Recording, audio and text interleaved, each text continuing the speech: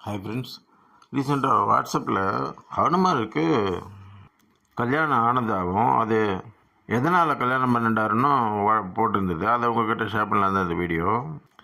கல்வி, இசை, கலை, வேதங்கள் என அனைத்தையும் ஹனுமனுக்கு கற்றுத்தந்தார் ஹனுமனுடைய குருவான சூரிய பகவான்.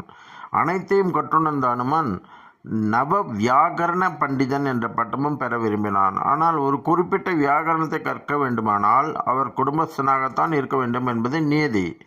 ஆகவே ஹனுமன் மனம் புரிய வேண்டும். சூரிய தேவன் நவவியாகரணத்தை முழுவதும் கற்றுக் கொடுக்க விரும்பினார். அதற்காக தன்னுடைய மகளான ஸ்வச்சலா தேவியை தன் மாணவனுக்கு திருமணம் முடித்து வைத்தார் என்கிறது சூரிய புராணம். பிரம்மச்சாரி என்று பெரும்பாலானோர் போற்றும் ஹனுமனின் திருமண கோலத்தை சென்னை செங்கல்பட்டு சாலையில் உள்ள தைலாவரம் என்ற திருத்தலத்தில் உள்ள ஸ்ரீ கல்யாண ஆஞ்சநேயர் கோயிலில் தரிசிக்கலாம். இங்கு மூலவராக சுமார் 8 அடி உயரத்தில் நின்ற திருக்கோலத்தில் ஸ்ரீ ஜெயவீர ஆஞ்சநேயர் எழுந்தருளியுள்ளார். இதே கோயிலில் தனிச்சன்னதியில் உற்சவராக ஸ்வச்சலா தேவியுடன் பத்மபீடத்தில் தரிசனம் தருகிறார் ஸ்ரீ கல்யாண ஆஞ்சநேயர்.